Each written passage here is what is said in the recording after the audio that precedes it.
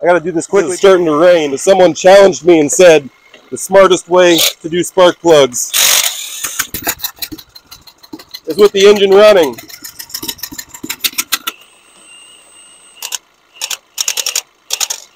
So I figured I'd try it.